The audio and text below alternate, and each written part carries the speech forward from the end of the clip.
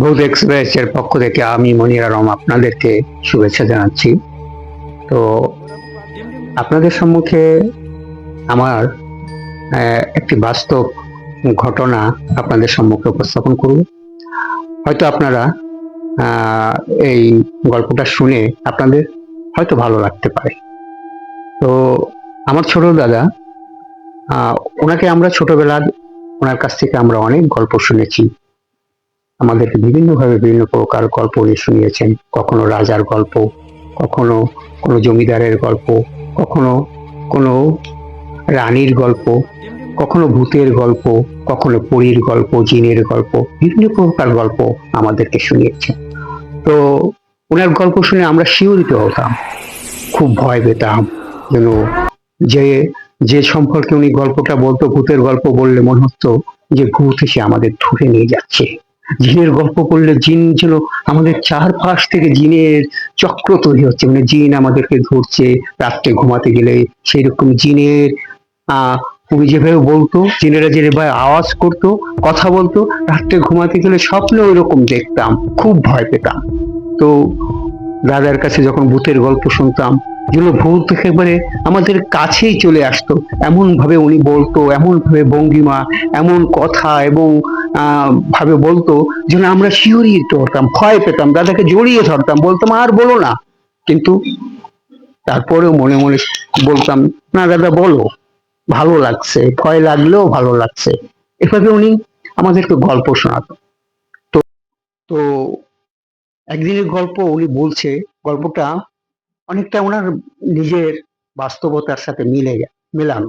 ওটা গল্প নয়, কিন্তু আমাদেরকে গল্প বলে, গল্পের ছলে উনি এটা বলতো। কিন্তু উনি যে এটা নিজের জীবনে এটা হয়েছে সেটা আমাদের বলতো না, কিন্তু উনি আমাদের বলতো এটা একটা গল্প। তো আমাদের অঞ্চল ছিল বিল অঞ্চল, যেখানে নদী আছে, খাল আছে, বিল আছে, এখানে পুকুর আছে, আছে খাল, বিল, নালা। এখানে মাছের একটা সমারোহ। প্রত্যেক সিজনে দেখা যায় প্রচুর মাছ আমাদের খালে বিলে আসে, হয়। তো আহ, দাদা একটা গল্প বলছে যে আমাদের গ্রাম থেকে প্রায় 6-7 কিলোমিটার দূরে একটা বিল পার হয়ে সেই গ্রামে যেতে হয়। গ্রামটা উলপুর। উলপুর গ্রামে আহ জমিদারের একটা বসবাস ছিল। তৎকালীন আমলে জমিদাররা সেখানে রাজত্ব করত। তারা তাদের জমির খাজনা নিত এবং কলকাতা থেকে তাদের আহ যাতায়াত ছিল কলকাতা এবং বাংলাদেশের উপরে। এখানে তারা অনেক প্রাসাদ করেছে, রাজপ্রাসাদের মতো অনেক বিল্ডিং করেছে। আহ বেশ জাঁকজমকপূর্ণ ভাবে তারা এখানে থাকে। জমিদারদের বাড়ির সামনে দিয়ে কেউ জুতা পরে যেতে পারতো না তখন। জুতার চোরটা ছিল না, তারপরেও যদি কেউ জুতা পায়ে দিয়ে যেত, জমিদাররা তাকে ধরে বেঁধে রাখতো। কখনো তাদের বাড়ির উপর দিয়ে, বাড়ির পাশ দিয়ে কেউ যেতে পারতো না, রাস্তা দিয়ে কেউ যেতে পারতো না। তাদের বাড়ির নিচ দিয়েই আমাদের অঞ্চলের লোকজন যেত। তো তাদের এতই প্রভাব প্রতিপত্তি ছিল, এত সম্মান এবং দাপট তারা দেখাতো মানুষেরা। তখনকার মুসলিম এলাকা আমাদের, তো হিন্দুরা, আহ এই সমস্ত জমিদার হিন্দুরা তখন এই মুসলিমদেরকে খুবই আহ মানে ভয়ে রাখতো, শাসনে রাখতো। খুবই অত্যাচার করতো তারা। জমিদার কথা শুনলেই আহ একটা যে আহ দাপট, একটা যে শাসন, একটা যে বীর বিক্রমের একটা ভাব। তো জমিদাররা তাদের জমিদারিত্বের অনেক আয়োজন হতো। প্রজারা কর দিত, তাদের কর উৎসব হতো, তারা বিভিন্ন হালখাতা করত, বিভিন্ন গান বাদ্য করত। এভাবে তারা বিভিন্ন উৎসব অনুষ্ঠান মেতে থাকতো। তো অনেক জমিদাররা আবার শিক্ষিতও ছিল। তাদের বাড়িতে ডাক্তার ছিল, এমবিবিএস ডাক্তার, বিলাতি ডাক্তার, আবার দেখা যেত ব্যারিস্টারও ছিল। তো তাদের যে আভিজাত্য, এটা সত্যিই তাদের একটা অহংকারের প্রতীক হয়ে দাঁড়িয়েছে। তারা স্থানীয় মুসলমানদের বা স্থানীয় গরিবদেরকে কোনো মানুষ হিসেবে গণ্য করতো না। তো আমার দাদা বলল, তো তারা একটা বিরাট একটা গানের আয়োজন করলো। এই গান বিভিন্ন অঞ্চল থেকে লোক এসে, গায়ক এসে, বিভিন্ন ভালো ভালো শিল্পী যখন আহ, আ- আয়োজন করতো এই গানটার, বিভিন্ন জায়গা থেকে ভালো শিল্পীরা এসে, ভালো গায়করা এসে এখানে গান করত, থিয়েটার করত, কীর্তন করত, রামায়ণ গাইতো, বিভিন্ন প্রকারের উৎসব তারা মেতে থাকতো। তো একদিন আমার দাদা বলল যে সেই দিনে একটা কীর্তন অনুষ্ঠান হবে। কীর্তন, তারা কীর্তন গান গাতো, রামায়ণ করতো, তারা কবি গান করতো, এরকম একটা গানের অনুষ্ঠান দাদা শুনতে আসবে। তো অনেক দূর থেকে আসবে, প্রায় 10 কিলোমিটার আমাদের বাড়ি থেকে। তো দাদা সবাইকে বলল, কেউ যেতে রাজি না, তবে উনি খুবই দুর্দান্ত ছিল। তো উনি বলল যে তোরা যদি কেউ না যাস, আমি একাই যাব। তো উনি তো আসলে একটু দুর্দান্ত লোক ছিল, আহ ডান পিঠে লোক ছিল, এক কথার লোক ছিল। উনি কিছুই ভয় করতো না, তিনি একাই রওনা দিল। ওনার ভিতরে ভয় বলতে কোনো জিনিস ছিল না, উনি কিছুই ভয় করতো না। উনি জীবনে অনেক সামনাসামনি অনেক কিছুই দেখেছে। উনি বলেছে উনি বিভিন্ন প্রকার দেখেছে, যেমন মানুষে হেঁটে যাচ্ছে, অন্ধকার অমাবস্যা রাতে মানুষ হেঁটে যাচ্ছে কিন্তু তার মাথা নেই, মানুষ হেঁটে যাচ্ছে কিন্তু দেখা যাচ্ছে শুধু কঙ্কাল, কঙ্কাল হেঁটে যাচ্ছে, হেঁটে যাচ্ছে, কেউ শব্দ করছে কিন্তু তিনি কিছুই দেখতে পাচ্ছেন না। অন্ধকার রাতে যখন টুন টুন শব্দ করে, কথা বলে, কাছে যখন যায় তখন উনি জিজ্ঞাসা করে কে, কিন্তু কাউকে দেখতে পায় না। এরকম অনেকবার ওনার হয়েছে, কিন্তু উনি ভয় পায় না। দুর্দান্ত সাহসী ছিল উনি। তো উনি রওনা হলো ওই গানের অনুষ্ঠানে, গান শুনতে যাবে। গান শোনার একটা বাতিক ওনার ছিল, উনি গান শুনবে। যে কোনো অনুষ্ঠানের আয়োজন যেখানেই হোক না কেন, ওনাকে যেতেই হবে। তো উনি ওদিন রওনা হলো। রওনা হলে প্রথমেই বলেছি যে আমাদের অঞ্চলটা নদী, খাল, বিল, এই তিনটা জিনিস আছেই। বিলে যেমন মাছ আছে, খালে পার হতে হবে, সেখানে থাকবে নৌকা, নৌকো ছাড়া পার হওয়া যাবে না, নদীতেও নৌকা ছাড়া পার হওয়া যাবে না। তবে মাঝি নৌকা আর নদীর ঘাট, প্রথমেই নদীর ঘাট পার হয়ে ওপার যেতে হবে। মাঝিকে ডাক দিল, কবির, কবির তুমি আছো নাকি? কবির বলল, ভাই আমি তো আছি, আমাকে একটু পার করে দাও। কবির পার করলো, পার করার পরে উনি ওপারে গেল। তো বললো যে মাঝি বলছে, মিয়া, আহ, ছোট মিয়া, তুমি একা কেন যাচ্ছ? আর কি কেউ যাবে না? বললো, আমার তো কেউ লাগে না, আমি একাই 100। তা তো কবির সাহেব একটু হেসে বললো, তা আমিও জানি, তুমি তো খুব সাহসী লোক, খুব লাঠিয়াল টাইপের লোক, তুমি তো আসলে শক্তিশালী, তুমি তো কাল কিছুই পরোয়া করো না। তবে যাচ্ছ একা যাও, একা যাওয়া ঠিক হচ্ছে না, তারপরও তুমি সাহসী মানুষ, তুমি তো ভয় পাবে না, কিছুতেই কিছুই পরোয়া করো না, তবে দেখে শুনে যেও। ঠিক আছে কবি। কবির নাম নামিয়ে দেয় ওনাকে ওপারে। উনি যাচ্ছে, প্রতিমধ্যে অন্ধকার রাত, রাত অন্ধকার। আমাদের অন্ধকার রাতের বর্ণনা, আমরা ছোট মানুষ, অন্ধকার শুনলেই ভয় লাগে। উনি অন্ধকার রাতের কথা বলে বলছে, আমি যখন ওপার পার হলাম তখন দেখলাম একটা শব্দ হলো, শব্দ হয়ে একেবারে হুম করে উঠলো। আমি কবিরকে বললাম, কবির শব্দ শুনছো কিনা? বললো, না তো দাদা, আমি তো কোনো শব্দ শুনি নাই। বুঝতে পারলাম হয়তো আমার কোনো ভ্রম হয়েছে। দাদা বললো, ঠিক আছে তুমি, আমি যাই। এই বলে রওনা হলো। যেতে একটা পথ, মেঠো পথ, সামনেই কিছুটা আহ বিল টাইপের, বিলের মতো, বিলই, বিলের ভিতর দিয়ে যেতে হচ্ছে।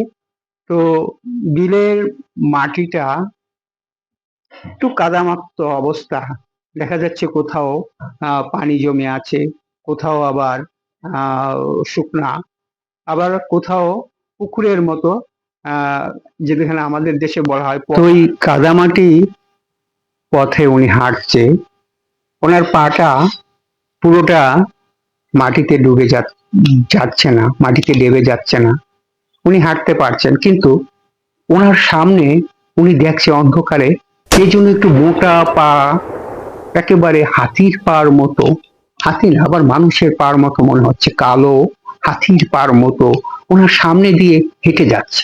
হাতি শুকনো জায়গায় হাঁটলে যেমন মাটি ডেবে যায়, কিন্তু ও হাঁটছে অনেক বড় হাতির পায়ের মতো, মানুষের মতো, আবার হাতির মতো। উনি ঠিক মিলাতে পারছে না, উনি বলছে যে আমি ঠিক মিলাতে পারছি না এটা কি হাতির পা নাকি মানুষের পা, কিন্তু মানুষের পা তো এত মোটা হবে না। কিন্তু উনি হাঁটছে, সেও হাঁটছে, আমার পা ডেবে যাচ্ছে অথচ ওর পা ডাবছে, মাটিতে ডাবছে না কেন? এত নরম মাটিতে, এত মোটা, এত শক্ত, এত একটা বড় বড় একটা জীবের মতো মনে হচ্ছে, তাহলে ওটা কি? উনি একটু দাঁড়িয়ে গেল, উনি একটু দাঁড়িয়ে গিয়ে দেখলো যে আসলে ব্যাপারটা কি। দেখে যে কিছুটা পা পিছন দিক থেকে দেখা যাচ্ছে, সামনে একেবারে হাতির মতো একেবারে উঁচু হয়ে আছে। হাতি যেমন চার পায়ে থাকে, উনি ঠিক ওটা চার পায়ে না, ওটা হাতি যেন একেবারে দাঁড়ায়, একেবারে সুর সুর নাই, কিন্তু মাথা একেবারে দাঁড় করে দাঁড়িয়ে আছে। উনি যে দাঁড়িয়েছে, ও দাঁড়িয়ে গেছে। তখন উনি একটু শক্তিশালী সাহসী মানুষ, উনি একটু ঝিম মেরে গেল, আসলে এরকম তো হওয়ার কথা নয়, এটা আবার কি। উনি একটু একটু একটু শিহরিত হচ্ছে, আসলে এরকম জীব তো আমি কখনো দেখিনি। তো উনি আবার একটু সামনে অগ্রসর হচ্ছে, হয়ে দেখে যে ও আবার সামনে এগোচ্ছে, ও এগোয়ে যাচ্ছে, কিন্তু ওকে ঠিক মানে নিজের আন্দাজে আনতে পারছে না এটা আসলে আহ, জিনিসটা কি। উনি একটু দাঁড়ায়, ও দাঁড়ায়, উনি হাঁটে, ও হাঁটে, কিন্তু ওকে আহ কাছে গেলে সামনে ও চলে যায়, আবার পিছে আসলে ও পিছে আসে। এখন উনি একটু ভয়ের ভিতর পড়ে গেল যে আসলে আমি এখন কি করব। উনি চতুর্দিকে তাকাচ্ছে, সব দিকেই অন্ধকার, কোথাও বিলের পানি, কোথাও আহ মাটি উঁচু হয়ে আছে, কোথাও আবার কুচুরি পানা দিয়ে একটা আহ স্তূপ আকারে করে আছে। এই সমস্ত কিছু উনি দেখছে, কিন্তু ভাবছে এখন কি করব।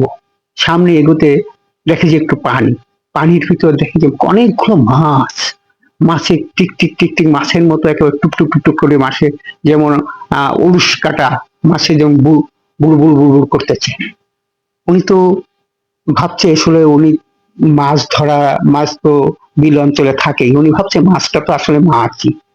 তো দেখে যে মাছগুলো আহ শব্দ করছে, শব্দ, টিস টিস টিস, মানে আমরা সাধারণত মাছের শব্দ দেখি, মানে মানুষ মাছ চলাচল করলে, অনেক মাছ চলাচল করলে একটা পানির একটা শব্দ হয়, কিন্তু মাছে যে আওয়াজ করে এটা আমরা শুনি নাই। কিন্তু উনি তখন ওই হাতির স্বরূপ প্রাণী সামনে দাঁড়ানো, আবার ওই পুকুর পাগারের ভিতর মাছে, প্রচুর মাছে কিলবিল কিলবিল করছে, আর মাছে শব্দ করছে, কথা বলছে বিভিন্ন সুরে, যেটা ওদের ভাষা কি ভাষা ওরাই জানে। তো মাছের শব্দে উনি দাঁড়িয়ে গেল, দেখে যে মাছের চোখে আগুন, চোখ জ্বলছে, কথা বলছে, আর মাছগুলো একে অপরকে যেন পেঁচিয়ে পেঁচিয়ে জড়িয়ে ধরছে, আবার বলছে, আবার কথাও বলছে, ছাড়ছে। এইভাবে মাছগুলো কেন যেন সাপের মতো চারিপাশ থেকে এসে কেমন যেন মাছেরা যুদ্ধ করছে। উনি এগুলো দেখছে, উনি ভাবছে আসলে এটা কি, এটা তো আমি কখনো দেখিনি। তো চারিপাশ থেকে যেমন ওরা আহ সাপ যেমন ফনা মেলে থাকে, মাছের ওরকম ফনা মেলে চারপাশ থেকে চারিপাশ ঘিরে রেখে, মাঝখানে একটা বড় একটা মাথা, একটা মাথার মতো উঠে আসছে, মানুষের কঙ্কাল, মানুষের মাথা যেমন আহ মাটিতে খেয়ে গেলে যেমন মানুষের কঙ্কালের মাথাটা যেমন হয়, তো ওইরকম ওই মধ্য থেকে একটা কঙ্কাল ভেসে উঠল। কঙ্কালের শুধু মাথাটা ভেসে, মাথার উপর দেখা গেল ছোট্ট একটা ছোট্ট একটা বাতি, বাতিটা টিপ করে জলে নেবে এবং এই বাতি যখন জ্বলে তখন উনি সমস্ত কিছু দেখতে পায়। আর বাতি যখন নিভে যায় ওনার চোখ অন্ধকার হয়ে যায়, চারিপাশে যেন অন্ধকার, অন্ধ মানুষ যেমন কিছু দেখতে পায় না, ঠিক ওরকমই ওনার চোখ হয়ে যায়।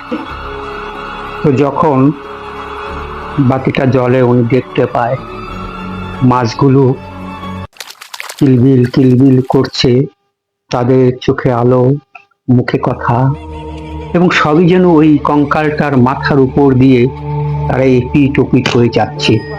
কঙ্কালের মাথার উপর দিয়ে মাছগুলো পেঁচিয়ে পেঁচিয়ে সাপের মতো, সাপ যেমন করে ওইরকম ভাবে শিং মাগুর, যেমন মাগুর মাছ সাপের মতো হয়ে ওই কঙ্কালের উপর ঘিরে রেখেছে। উনি দেখে সাহসী লোক ভয়ে একেবারে বেহুশের মতো হয়ে যাচ্ছে, তার দম বেরিয়ে যাচ্ছে, তিনি হাঁপাচ্ছে এবং ঠক ঠক করে কাঁপছে। শুকনা মাটি, ভিজা মাটি তার পা ডেবে যাচ্ছে, তিনি ভয়ে চিৎকার করবে এইরকম সাহসটা, এইরকম ভয়েস তার মুখে, আর স্বর বেরোচ্ছে না, শব্দ বের হচ্ছে না। সামনে হাতির মতো সুর ছাড়া সেই হাতির পা তার সম্মুখে হাজির হয়ে যখন জোরে দাপা দিয়ে পড়লো তখন তিনি বেহুশ হয়ে গেলেন। অচেতন অবস্থায় তিনি সারা রাত ওখানে পড়ে রয়েছে। সকাল বেলায় মাঝিরা যখন, জেলেরা যখন ওদিকে মাছ ধরতে এসে দেখে ছোট মিয়া বেহুশ হয়ে পড়ে আছে, কাছে যেয়ে জিজ্ঞাসা করে, ছোট মিয়া তুমি এখানে পড়ে আছো কেন? তিনি বেহুশে ঘুম অবস্থায় জাগ্রত হয় এবং তিনি কিছু বুঝতে পারছেন আমি এখানে কেন, কি হয়েছে, হঠাৎ করে মানে স্মৃতিভ্রমের মতো হয়ে যায়, তিনি বুঝতে পারে না। পরে রাত্রের কাহিনী, গল্প ওনার মনে পড়ে, তিনি জ্বরে আক্রান্ত হয়ে গেছে, তার শরীরে প্রচন্ড জ্বর, কথা বলতে পারছে না। বলছে তো তোরা আমাকে একটু বাড়িতে পৌঁছে দিয়ে আয়। তো ওনাকে বাড়িতে পৌঁছে দিয়ে আসে। প্রায় 7 দিন ধরে তিনি জ্বরে আক্রান্ত ছিল, অনেক ঔষধ, অনেক ওঝা ঝাড় ফুঁক দিয়ে ওনাকে সারা হয়। এই বলে তিনি তেনার গল্পটি শেষ করলেন।